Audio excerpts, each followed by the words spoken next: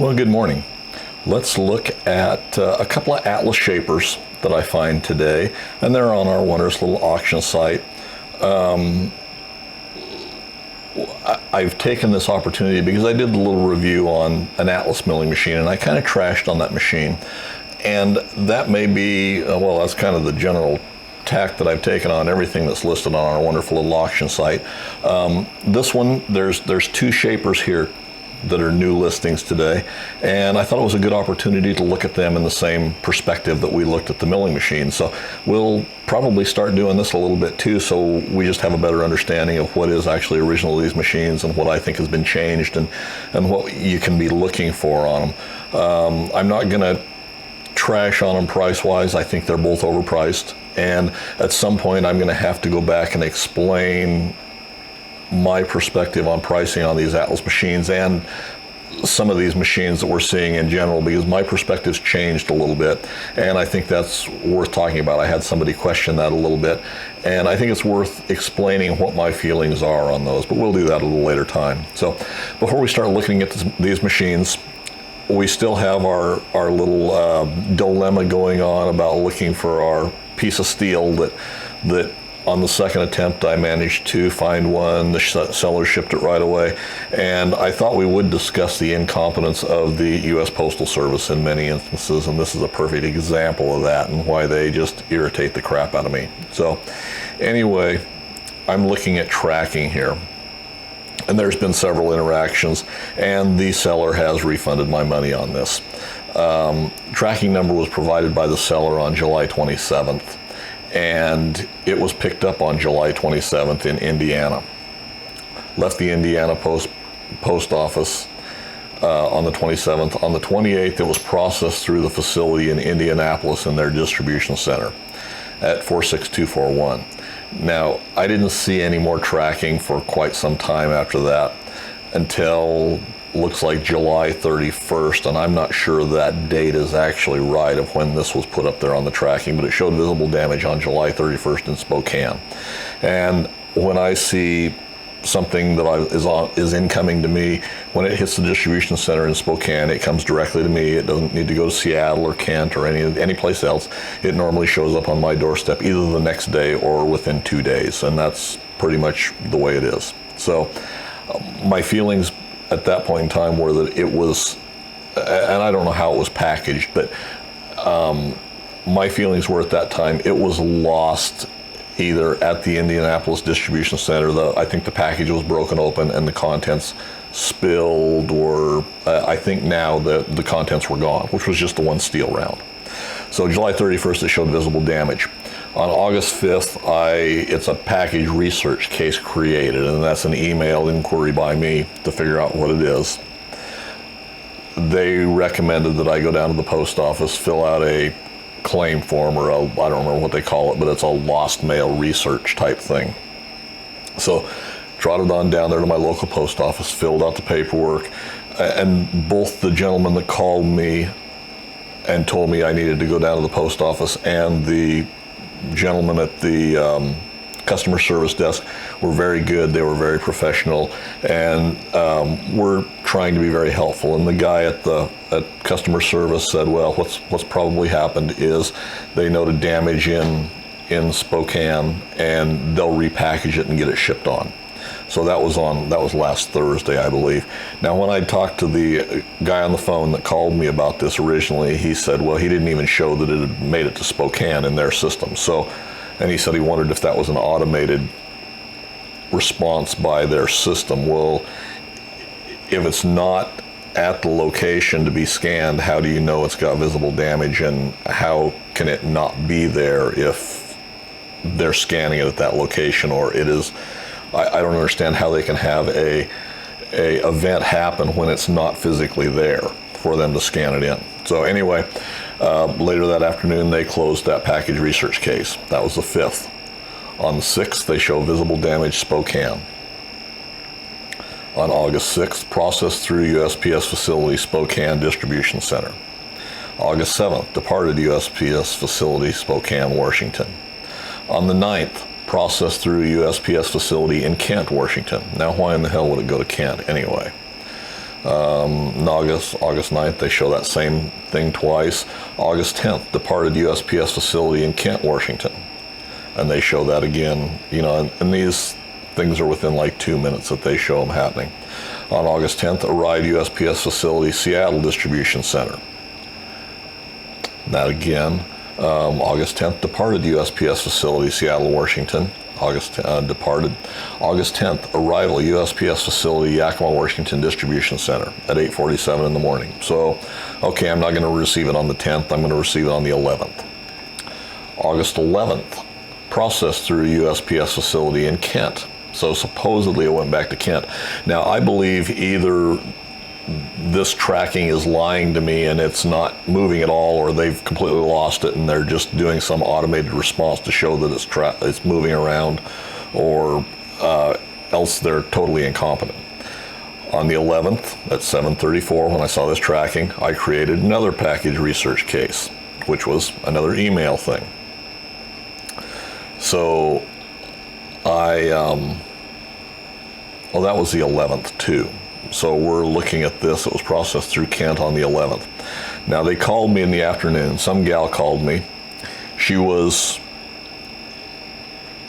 I won't say she was rude. She appeared to be very busy and did not have time for my pathetic little problems, is kind of the gist I got. She was very short with me, and I, in response, was very short with her. And I said, how can we have this, how can we do these, have this, these events being scanned through with this tracking number if it's not actually there? And she said, well, no, those were automatically created by the system, and assured me that in Kent it was scanned by a physical human being, and it was scheduled to be delivered to me today. Now, today we've not received mail yet. I may be surprised, but no, I'm not going to be. After that, and after I'd talked to her, the package research case was closed, which apparently once I talked to somebody on this, why they've given their response and they write it off and close the case. This morning I get up, I look at tracking, August 11th, 10:07 p.m. Processed through USPS facility, Indianapolis, Indiana Distribution Center.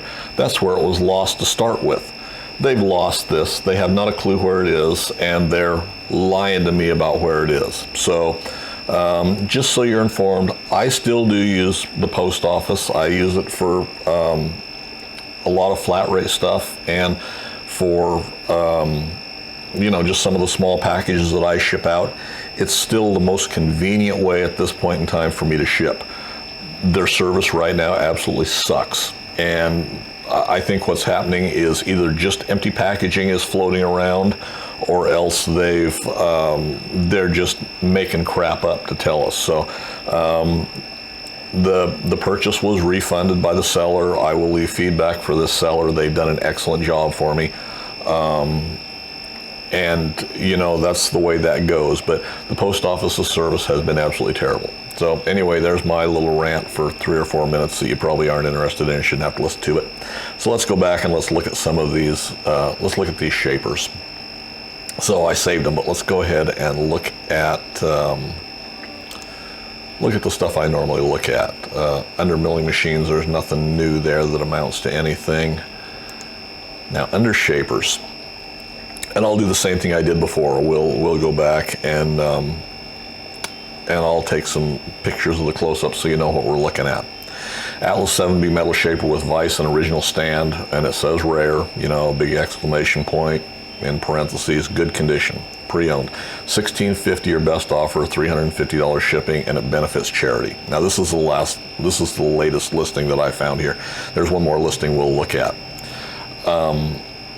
Now, as I said before, I think these are too much money for these machines. I think we're overinflated, but nonetheless, I'm going to look at the first picture here, and I'll throw up an overall picture, and then we'll kind of pick it apart a little bit. It looks to be an original stand, and it looks to be probably in original condition. Let's go back and read the description first. And what we have is Atlas 7B metal shaper with vise and original stand, good condition. Machine is in good working condition, refurbished by seller 4 to 5 years ago, has been stored in climate controlled shop, includes original lamp as well as wrenches, adjusting, advancing crank, high-speed steel tooling and other odds and ends. Stand is in good condition and appears to be original to the machine. Free local pickup. Machine can be palletized and shipped via LTL within the U.S. Thanks for looking. Now, there again, initial thoughts when it says refurbished by seller, that to me means pretty much nothing. And 4 to 5 years ago, and looking at the condition of this machine, it may have been at least partially disassembled and then reassembled. It doesn't look like there's anything spectacular been happened to it. Now, this machine is on original stand. It's on casters, and it bolts right onto the stand, so there's nothing that's really affects originality there. You can't run a shaper on a set of casters like that. It bounces around and jumps and does, and I run mine on the little caster, moving dolly that I've got underneath mine, and you have to run it fairly slow, which you're not running these little shapers that fast anyway, but you have to run it fairly slow, and it's not real stable. They need to be sitting on the ground and solid, in my opinion. So that really makes no difference. Stands in okay condition, paint's chipped, flaking, that type of thing. I'm not gonna trash on that. And an original stand, you don't see them, this is a sheet metal stand, you don't see them a tremendous amount. So is it rare? It's rare in the aspect of you don't see a whole lot of them pop up for sale. I think there's still a lot of them out there on the original stand. Looking on at it, it says it's an original lamp. Now, this is not an original Atlas lamp. The original lamp that would be on an Atlas has the pear-shaped reflector on it, and then it has I call it a conduit style, so it's a flexible head on there. It looks kind of like conduit. It's a small chromed coil of steel that you can kind of flex around. This is an articulating head of some sort. It's a machine lamp, but it's not an original Atlas. Mounting on it, I see on that side of the shaper, they drilled a couple of holes to mount that on the side of the shaper, main casting, and I see a couple of the little holes there that are not original. Now, when I go through a machine, just because they put extra drilled and tapped holes in there, to me that doesn't really detract from it, because if I'm going to go back through, redo the machine and repaint it, I'm going to fill those holes. And depending on what the situation is, I may braze those up, we may just plug them, we may put a bolt in and plug them and blend them down. Several different ways those can be repaired. So I'm not really trashing a machine and saying you shouldn't get one because it's got a few extra holes drilled and tapped in it. It's just something that is not actually original to the machine. Looks like it's fairly complete. The smaller shaper guard on the side, and both of the guards are there. They've either been stripped of paint, repainted, something, whatever the case may be. This one has a big hunk out of the front edge of it, and it looks like it's been smoothed. So whether it broke at some point in time, whether it was a clearance issue, which shouldn't be. I've never seen one that's had a clearance issue with a guard mounted on the side. I don't exactly know, but that's not in original condition there.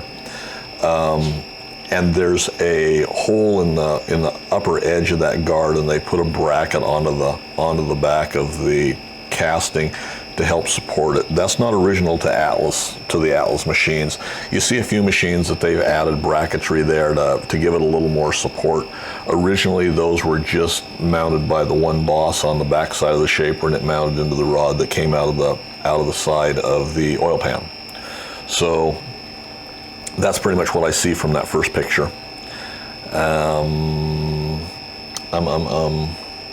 Yeah, it's got the original vise on there.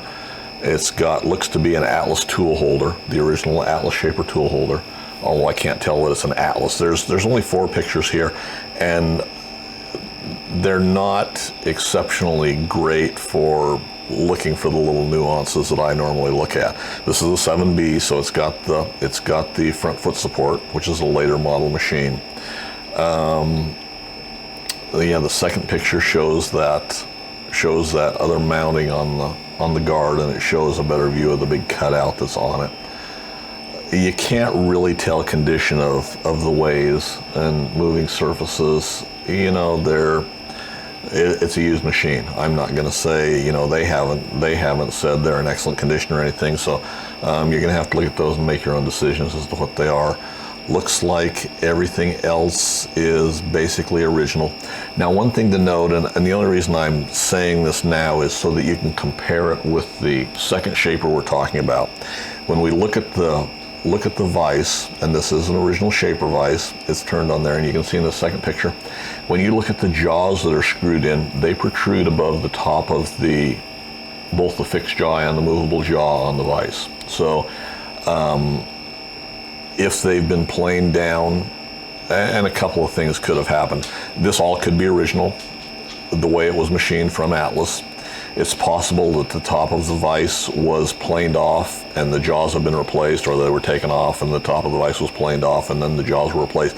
Anyway, those jaws protrude above the top of the fixed and movable jaw. So that is proper to these machines, or to the vices. They protruded above, the interchangeable jaws protruded a little bit above the top of the body on the vise. So you can kind of remember that from when we get to the next one. The third picture shows the other side of it, shows the front end. Like I say, that looks like an actual Atlas tool holder. Power feed assembly looks to be complete. When you look, there's a spring been added from the adjustment on the bottom, and there is the extension that's on the bottom of that, I believe. And you can't tell if that's factory, if that's one that somebody's added. And the power feed assembly looks to be correct and proper. It's a later model. The cover is not cracked from what I can tell. There's a possibility that it is, but you can't really tell from the picture. Original on-off switch looks like it's missing the bottom screw, which is not a big deal. It's got the badging on it, although the badging is pretty ugly looking. The on-off switch looks like it's, instead of having the background, it's been scrubbed down to make it look a little bit better. Same way kind of with the badging. They look to be, the top badge looks a little bit beat up. It's hard to tell. Got the original pointer, got the original lock on the top and everything. Looks like everything is fairly as it should be there. You look at the bigger guard, it looks to be in about the same condition as the other guard, the smaller guard on the other side. The paint's been stripped or something's happened there. It's possible that these guards have been replaced. They're not original to this machine, any number of things. One of the things that is worth noting, and it looks like it may have a link belt on it. You can tell a little bit down on the bottom. It almost looks like a chain, but I would imagine that's probably a link belt down there.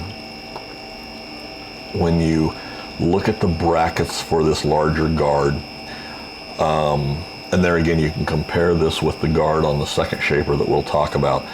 On the top portion of that guard on the front, there's a little tab that sticks out that's got a rivet in it, and that snaps into the latch assembly.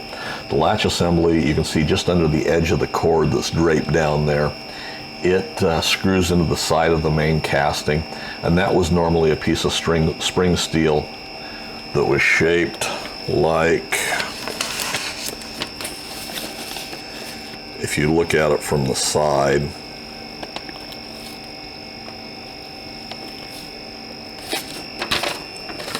it's screwed into the side of the casting right here with a screw right there. Then the little tab on the top of that guard went and it snapped in there and locked in place. When you look at the one that's on this picture, it looks like it is a piece of angle iron that's bolted on there, and you can't really tell what the rest of it is. So I would say that is probably not original to the machine. Otherwise, everything else looks relatively good. Now on the top of that guard, it looks like there's a bracket that comes forward that's bolted to the top of that guard. And it's hard to tell from the pictures. It either is a latch that you can latch the brake mechanism into, or some sort of something that's been added to that. I don't know the purpose for that, but that's not original to the machine either, as far as I know. And the last picture is not showing much else other than that. It does show a better picture of that bracket up on top, and it must be something to hold that countershaft arm in position. is the only thing I can really tell you. The pictures are not good enough that you can really tell. Now, one of the things from a previous picture, it also has the actual vice handle, or the handle that operates all the controls. And those have gotten pretty desirable. Looks like there's a wrench or two laying down there that will fit this, that, or something else. But so, it's a relatively solid machine. Money-wise, I've said before, I think it's too much, but I think all of these are overpriced. And, for originality, relatively original machine. So that's kind of the spiel on that one. Now, if we go on down, and this other one's been listed a couple of days here, we've got a 7B Shaper pre-owned, $2,000 or best offer, free local pickup. And we've got people watching this. So, and both of these are newer sellers. They don't have the thousands of ratings. But let's look at this second one. And the description says, Atlas 7B Shaper, good working condition. And then I can help load, but I'm not set up to ship this item. Thanks for looking. Now, something's good, something's bad about this one. It is on the cast iron leg stands. It's also got wheels underneath it. So a little bit lighter duty casters than the other one had. So this is on the cast iron stand. And there again, they bring relatively big bucks, but they've always been, if you're just buying those legs, they're about a $400. It seems to be what they bring used. So good, bad, or otherwise, that's what they are. So, and they've got the wood spacers underneath. Now, this machine has been repainted, and maybe it's been a decent job, maybe it's not. Both of the wood tabletops, or shelf and the tabletop, or mounting board, have been painted. Now, you can see a little bit of the original wood underneath the back end of the Shaper that looked like it was taped off. But otherwise, these have all been painted up, on the sides, on the tops and bottom, probably the bottoms. And anyway, to me, to play with these little machines, I like those to be nice shiny wood that have been varnished, varathaned, whatever, but they're personal opinion. So anyway, so it's been repainted. We look at the fronts on the stand, has the vise. Now, when you look at the vise, the jaws are flush with the top of the vise. And I don't know that they show a good picture of all of this, but that indicates that Shaper's run right across the top of that vise. So how much of it's been planed away, which usually there's not a whole lot planed away, but when they say excellent condition on a lot of this stuff, they've been altered. So that's one of the things that I do look at. Now, there's no tool holder with this. It's got the tool that's in the machine is right in the tool post itself and locked in, which you'll see part of the time, but it does not have the original tool holder. Got the guard, top handle or top lock looks to be in, intact condition, that type of thing. You can see on the right-hand side of that picture the manual advance for the table. They've got some goofy hand wheel knob on there, so there's no original vice or control handle with the 3/8 square hole that normally would go on there. So that's what I see to start with. Go to the second one. 3139 is the serial number on it, and I only capture the serial numbers on these, or speak of the serial numbers, so that we can hopefully help date these machines at some point in time. There's not a real good registry that shows exactly when they're built, as far as I know, so we're going to look at these and kind of capture serial numbers on these machines, just so we do have an idea, or able to maybe form some sort of a database as to some semblance of when they were built, beyond just generalities. So there's that one. Now I do see the proper handle that goes on the side. It's set on the stroke length. It's hanging off of there. The knob on the larger guard is either not an original knob, or else it's well used and abused, worn. I can't really tell. It's all been painted in some sort of a turquoise green. Looking at the auto advance, I don't see as how that's cracked out, although where they crack out, that's tough to see. It has been disassembled there at some point in time, because it's got a socket head cap screw holding that cover on, where that was normally a hex head screw with a washer underneath it. The vise has been painted along with the rest of the machine, and the paint on it's fairly well. It's chipped up a little bit and things like that, and I can tell that. And it was kind of a quickie job because the edges of the interchangeable vise jaws have been painted too. So in a good restoration, why those would have been left as raw metal. They've built some sort of a catch pan or a chip pan on the front of the vise, or on the front of the table, that's mounted on there. That's a good idea. At one point in time, I'd built a chip pan of a little bit different design, but had one on mine. They're nice to have and everything. They're inconvenient as can be to use because you can't normally operate the vise without removing them or having a big hassle, and they're in the way no matter what you do with them. But anyway, it's got a looks like a galvanized switch cover on it, and they've put some sort of a electrical box on. Now this will be mounted on the what was touted as extremely rare switch plate cover that I reproduce now for a whole lot less money than the seller was trying to get for a rare one. But anyway, this has got that, and I don't know why Atlas went to this or built this mounting bracket for the cover to take the place of the original switch, unless it was for like an industrial three-phase application. May have been why they designed that piece. Otherwise, it looks the Gitz oilers are there. Well, it may be, I guess the Gitz oilers are on top, or at least the cover. Now, when you look at the mounting spring on the latch on the larger guard, I believe that's original, although from this picture it doesn't really look like it. Nothing really exceptional stands out on this machine, but it's yeah, that's an original clip that's on there. You can tell from the next picture, and the Gitz oiler in the top of the main shaft is proper. Now you see some taller Gitz oilers on some of these, and some that have been changed out to different styles, but at least this has got them on there. The pointer and the scale look original. The badging up on top of the ram, of course, has been steel wooled off. This would have been one of the brass plates.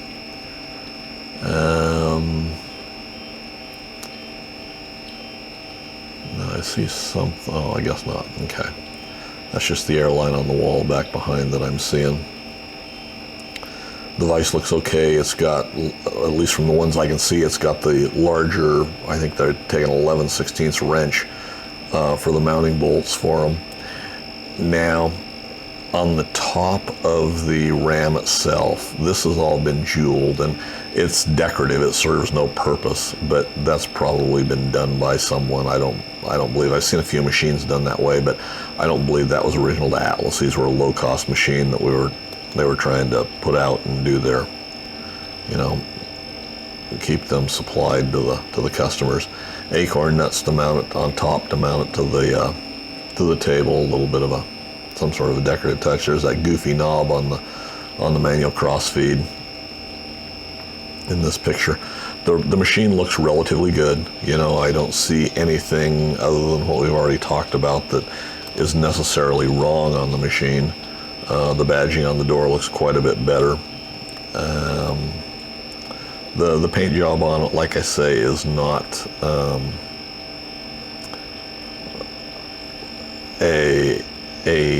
even close to being a restoration quality. Looks like there's been some scraping on the top of the vise top plate. You don't really know what's gone on there, and in most cases on stuff like that, it doesn't really matter, and to actually scrape those down and remove metal from them, they're sloppy enough as it is that you may be losing a little bit of precision there, but probably neither here nor there. So all in all, both of these machines look okay. There's things that are not correct about them as far as I'm concerned. Now this looks to have a nylock nut on the left-hand side. Well, it would be the right-hand side from the back, but as you're facing machine on the left-hand side, looks to have a nylock nut on the end of the table crossfeed. That would have been a pair of jam nuts. I believe those were both two slim jam nuts that were back to back to adjust the preload on those. So otherwise, both of the machines, this one included, they're relatively complete. I think they're overpriced. And these are just initial thoughts on them. You know, there's on the tool post here, there's a nylock nut up on the clapper box too for the adjustment there. Socket head cap screws holding the ram ways on in place. Those were not original. So the tool holder, it's got a socket head cap screw holding it down, and it's awful bright and shiny. Maybe it's original and just been cleaned up. Maybe it's not. But you know, both of these machines are basically touted to be in used as is condition type of thing. So I'm not going to hash on them and say, you know, we've said these are excellent machines, because that's not the way they've been advertised. We've been a little more honest about the way these have been presented as far as I'm concerned. But hopefully you can use this to have a little more information, make you look a little bit closer at these machines as to how they originally were from Atlas and what's been changed. And that's what I'm trying to point out, is what's been changed, so you've got a little better understanding and they're not being misrepresented, or you're not being misled by some of these listings. So those are the things to watch for, the things to watch out for. You know, I think as these machines pop up, I'll try and be objective about them, and we'll look at them, and you know, then you can make your own decisions as if they're too much money or if they're actually in the condition they're presented in, and we'll go from there. So anyway, hopefully you find this a little bit useful, and comments or suggestions, leave them in the comments section for me below. And as always, thanks for taking the time to watch, guys.